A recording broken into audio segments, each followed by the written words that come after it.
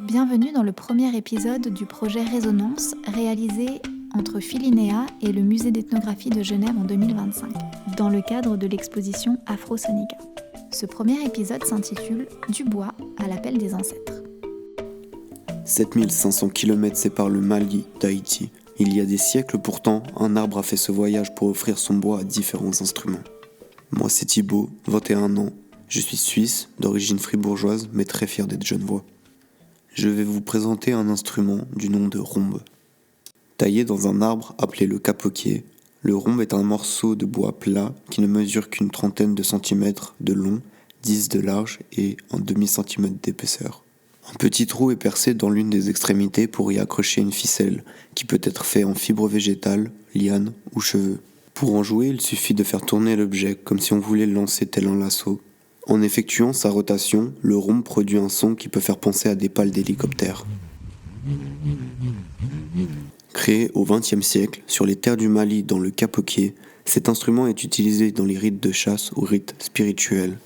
Le rhombe reste néanmoins un objet tabou. Pour ce peuple, c'est une clé qui permet d'entendre les voix des esprits ou des ancêtres.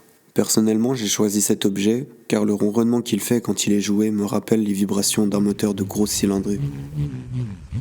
Le son émis de cet instrument ou le bruit d'un moteur sont pour moi assez ressemblants sur un point. Pour le peuple malien, c'était la voix des ancêtres. Pour moi, c'est un peu la même chose, comme si la moto s'exprimait, je peux même y apercevoir son âme. J'aime quand elle chante haut dans les tours ou quand elle ronronne à 2000 tours. La musique m'accompagne dans mes barreaux d'un moto. Le soir, j'ai une playlist juste pour ça, avec des titres comme Chasing Storm.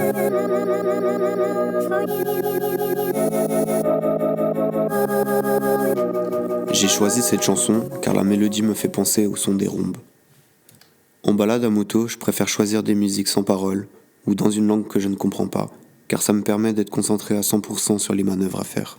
Car sinon, ma concentration s'évapore dans les paroles, ce qui peut être fatal sur la route. Pour moi, la musique m'a soigné et m'aide encore à guérir de mes peines chaque jour. J'ai pas vraiment de message à faire passer ou de conclusion à tirer. Je prendrai juste ma musique, mon casque, mes clés et j'irai me balader. Je vous remercie de m'avoir écouté. Pour conclure ce podcast, j'ai écrit un petit texte. Je m'envole sur ces mélodies vers outre-mer, voir les étoiles sur les terres de notre père, danser sur les plages de notre mère, mais où d'autres iront donc mes graines. C'est fou, même à 7500 kills, on garde le même wood, la même énergie, le même mood.